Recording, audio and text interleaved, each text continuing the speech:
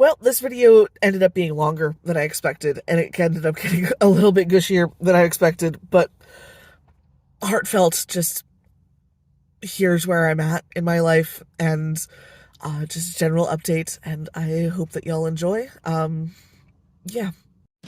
My name is Took. I'm a disabled genderqueer weaver who's had life take odd turns, but who knows that even tattered and worn yarn still has value, and that tired joints and health flares don't have to stop the journey.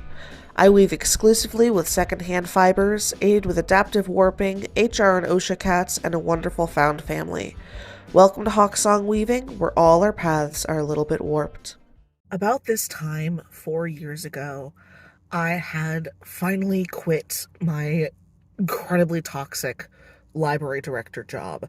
Let the record show, librarians don't quit libraries, they quit library boards. Jesus Christ. Oh my god, that place was... And I had started a chosen career, something that I was returning to and that I was excited by and that I loved.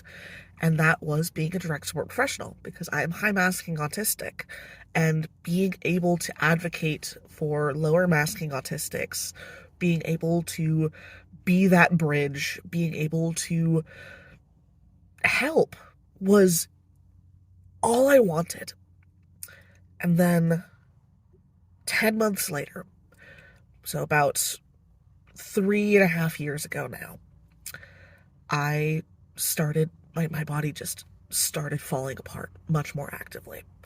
And I jokingly blame my partners for this, of, you jerks, you showed me unconditional love, and I unclenched around you, and now I can't reclench because I'm hypermobile as crap. And I had to quit that job. And it was one of the hardest things I have ever had to do, because I loved that job. That job was so much to me at that point. It was a reclamation of my life. It was a reclamation of my me.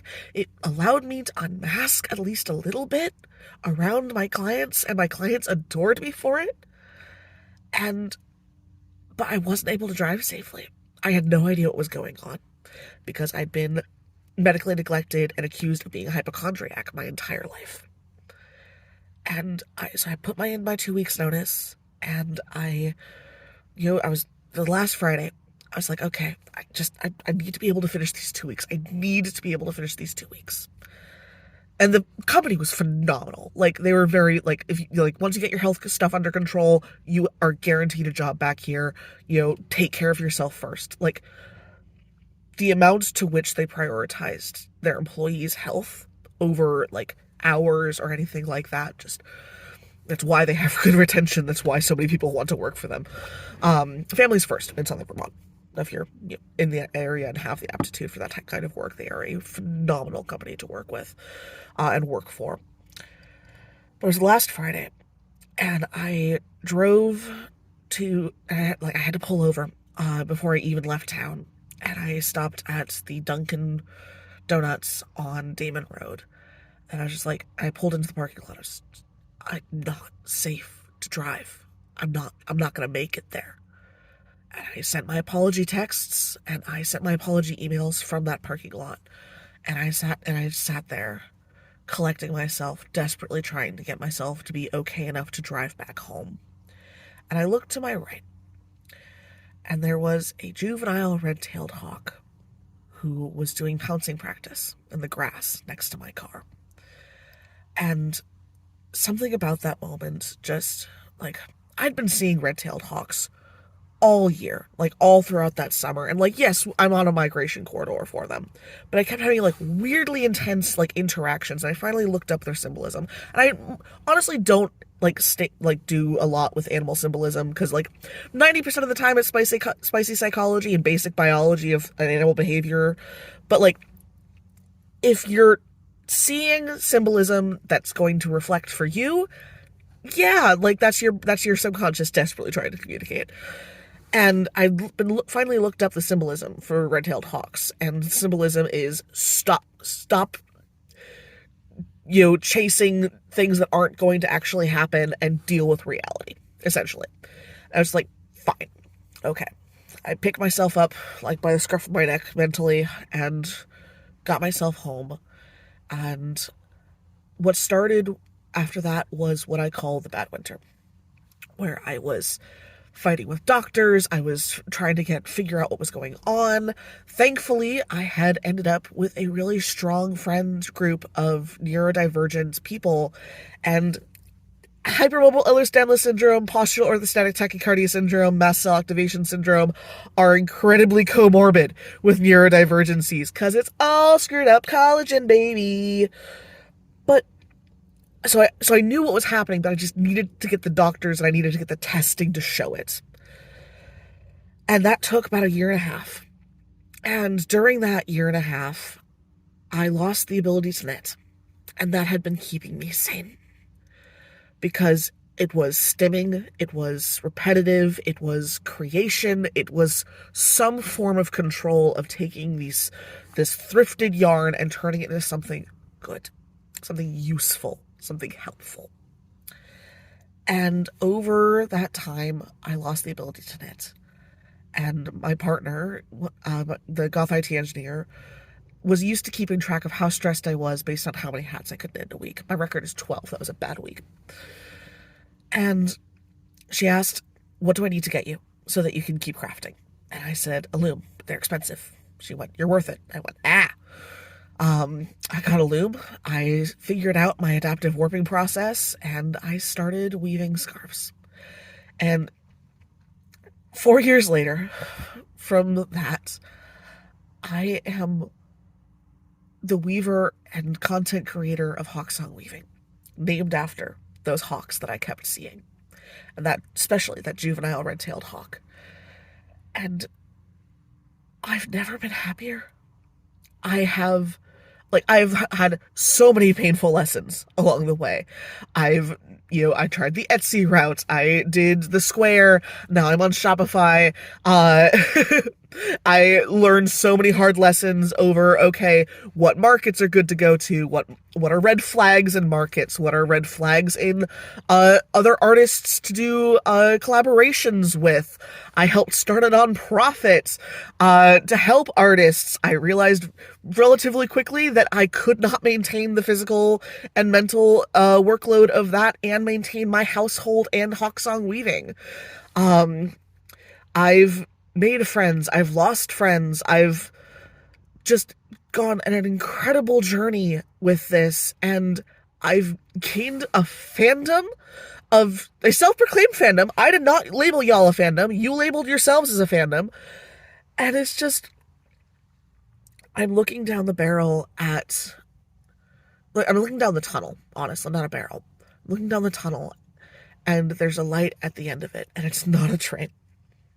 It is a vibrant career that I never let myself dream that I would have, because I was raised by lower middle class who were desperately trying to pretend that they were upper middle class, desperately trying to hide the fact that they were in poverty, parents who were very clear, you shall not go into the arts because it is not sustainable. Neither is library science, let the record show. But I've developed my own lane, and I'm sticking in it. And I have markets booked for pretty much every single day until the end of December, every single weekend day until the end of December. And I'm in the farmers markets. It is so hard to get regularly into farmers markets as an artisan who is not growing your own sheep, growing your own, goods. And because I work with thrifted and upcycled materials, I have a better leg in. But, I'm doing the Forest Park Farmers Market all winter. I'm doing the East Hampton Farmers Market all winter. I'm doing the South Hadley Farmers Market all summer. And I've got my other markets as well. And I'll be doing some of the East Hampton Farmers Market in the summer and hopefully some of the Northampton Farmers Market in the summer. And just, I've got my YouTube channel. I'm producing 2 long-form content videos a week, along with my regular shorts. And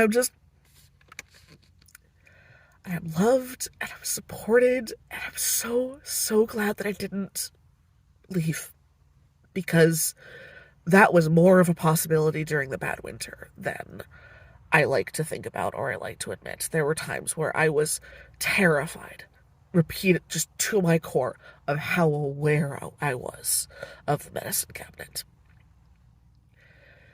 But I get to be here. I live in Northampton, Massachusetts. I have two incredible partners who are with me for the long haul, and I'm I've got like genuinely supportive friend group, and I'm able to help as much as I can. I'm in the process of writing a book about how to navigate being a compulsive caretaker in a mutual aid network setting. Tips and tricks for keeping yourself and others safe when your brain is literally screaming and causing pain when you don't martyr yourself for other people, because that, yeah, I'm a more extreme example of it, but yeah, it is mentally and physically painful when I can't help. And often that help is counterproductive, and just ways to navigate that when you are mutually aid inclined. Like, I'm working on that book over the winter. I'm like, I've got three cats who are, well, I've got two cats, and begrudgingly tolerated by my partner's cat. Just at the lowest point of my life, I never dared imagine even a quarter of what I have right now. And I'm so, so incredibly glad that I stayed, because I'm at a point in my life where if I had the chance to go back and go back in time and change something, I wouldn't, because I would not risk changing what I have right now. And just, I'm here. I'm here. I'm in Northampton. I made it. I made it. Gods, I made it. Yeah. As per usual, thank you for spending time with Hawksong Weaving, and where we're all warped, and we're all gonna make it. We're gonna get there. I'm here. Just, I hope that you have a truly excellent week.